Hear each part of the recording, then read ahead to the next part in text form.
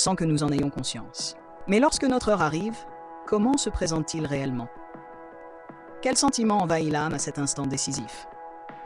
Et surtout, que devient celui qui est chargé de prendre la vie de tous?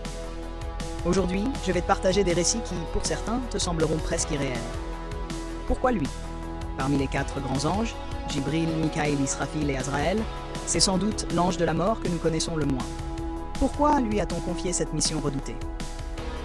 Les récits rapportent qu'avant la création de Adam, Allah envoya d'abord Jibril chercher de la terre pour façonner le premier homme. Mais la terre supplia, « Ne prends rien de moi, car parmi ceux qui seront créés à partir de moi, certains désobéiront et iront en enfer. » Jibril revint sans rien prendre. Mikaël fut envoyé à son tour. La terre le supplia également. Il revint lui aussi sans terre. Puis vint le tour d'Azraël. La terre implora encore. Mais cette fois, l'ange répondit, « Je cherche refuge auprès d'Allah contre la désobéissance à son ordre. » Il prit la terre, et Adam fut créé.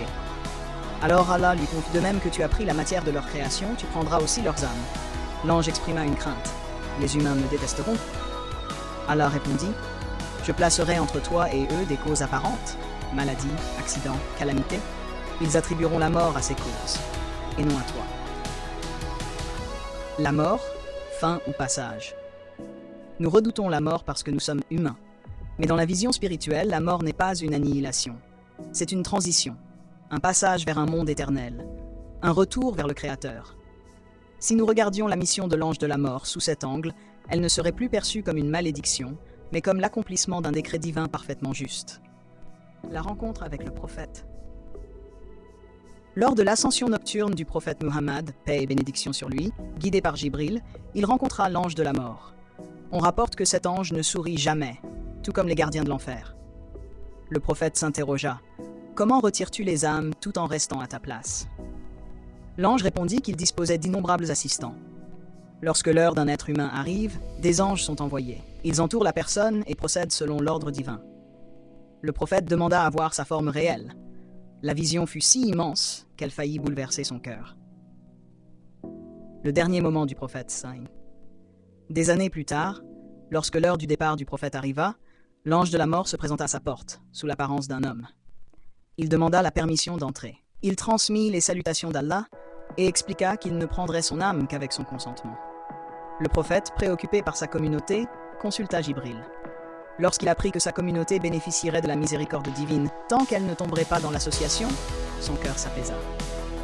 Alors il dit à l'ange, « Prends ce pourquoi tu es venu. » D'autres récits étonnants. Le prophète Idriss demanda un jour à expérimenter la mort, puis à revenir. Il voulut voir l'enfer et le paradis. Une fois entré au paradis, il refusa d'en sortir, et Allah accepta sa demande. Le prophète Sulayman fut sollicité par un homme effrayé qui croyait avoir vu l'ange de la mort. Il demanda à être transporté loin, jusqu'en Inde. Le vent l'y emmena. Plus tard, l'ange expliqua qu'il était surpris de le voir à Jérusalem, car il devait justement prendre son âme en Inde, le soir même. On ne fuit pas le décret. Le prophète Moussa eut également une rencontre particulière avec l'ange de la mort, relatée dans un hadith authentique, que les savants ont longuement commenté pour en expliquer la sagesse. Et la fin de l'ange de la mort. Un jour viendra où toute la création aura goûté à la mort. Il ne restera plus que l'ange de la mort et Allah. Alors Allah lui dira, « Qui reste-t-il » Et lorsque la réponse sera donnée, l'ordre viendra. « Maintenant, c'est ton tour. » L'ange de la mort rendra son âme. Il ne restera que le Créateur. Puis Allah ressuscitera Israfil pour souffler de nouveau dans la trompe. Le jour du jugement commencera. N'aie pas peur. Beaucoup craignent l'ange de la mort. Mais en réalité, il ne fait qu'exécuter un ordre divin. Il n'agit ni par haine, ni par injustice. Si nous devons craindre quelque chose, ce sont nos propres actes, car la mort n'est pas une surprise pour l'âme préparée. Conclusion. Mes chers amis, la mort est une réalité que personne ne peut éviter, mais elle n'est pas une fin, elle est un rendez-vous. Un rendez-vous avec la justice parfaite. Un rendez-vous avec la miséricorde infinie. Préparons-nous non pas avec peur, mais avec conscience. Et si j'ai commis une erreur dans ce récit, elle vient de moi. La perfection appartient à Allah seul. Pas pour les effrayer, pas pour les surprendre, mais parce que chaque souffle que nous prenons nous rapproche d'un instant déjà écrit. Nous planifions nos semaines, nous faisons des projets pour l'année prochaine, nous rêvons de décennies à venir. Mais pendant que nous calculons le futur, lui, est déjà décrété. Combien de personnes se sont levées le matin sans imaginer qu'elles ne verraient pas la nuit? Combien ont prononcé « à demain » sans savoir que ce mot ne leur appartenait plus?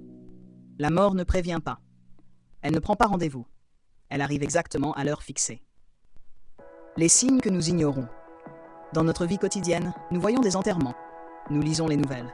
Nous apprenons le décès d'un proche. Et pourtant, notre cœur agit comme si nous étions exclus de cette loi universelle. Nous pensons « c'est arrivé à lui, pas à moi ». Mais chaque départ est un rappel silencieux. Chaque tombe est une leçon. La vraie question n'est pas « quand allons-nous mourir ?» La vraie question est « dans quel état serons-nous lorsque cela arrivera ?» L'instant du départ. Les savants expliquent que le moment de la mort n'est pas identique pour tous. Pour le croyant sincère, ce serait un soulagement. Comme si une lourde charge était retirée des épaules. Comme si l'âme reconnaissait enfin la demeure qu'elle a toujours cherchée. Pour celui qui a vécu dans l'insouciance totale, le moment peut être troublant, car la vérité devient alors visible. Les voiles tombent. Ce que nous croyons lointain devient plus réel que tout ce que nous avons touché. Pourquoi avons-nous si peur? Nous avons peur parce que nous aimons ce monde. Nous aimons nos familles, nos biens, nos habitudes, nos rêves inachevés. Mais réfléchis un instant. Si un voyageur s'arrête dans une auberge pour une nuit, serait-il raisonnable qu'il s'attache aux murs, aux rideaux et aux meubles? Ce monde est une étape, un passage. La véritable demeure n'est pas ici. Et si la mort était une délivrance? Imagine une personne qui a porté toute sa vie des épreuves. Maladie, injustice, fatigue, tristesse. Et soudain, plus de douleur, plus de séparation, plus d'inquiétude. La mort, pour certains, est la fin des larmes.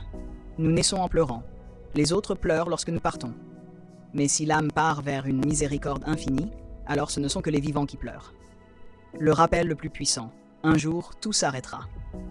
Les rois, les dirigeants, les puissants, les injustes, les titres disparaîtront. Les comptes bancaires resteront derrière. Les réputations n'auront plus aucun poids. Il ne restera que les actions, pas celles que les gens ont vues, celles qu'Allah a vues. Alors que devons-nous faire? La réponse est simple, mais exigeante. Vivre avec conscience. Pardonner avant qu'il ne soit trop tard. Demander pardon avant que la langue ne puisse plus parler. Réparer avant que les portes ne se ferment. Car lorsque l'ange de la mort se présente, il ne négocie pas. Il n'avance ni ne retarde l'heure. Il accomplit. Un dernier message pour toi. Si cette réflexion te touche, ne la laisse pas être simplement une émotion passagère. Transforme-la en action. Améliore une chose aujourd'hui. Répare une relation. Fais une prière avec sincérité. Abandonne un péché que tu remets toujours à plus tard, car le plus tard n'est jamais garanti. Conclusion profonde. L'ange de la mort n'est pas notre ennemi.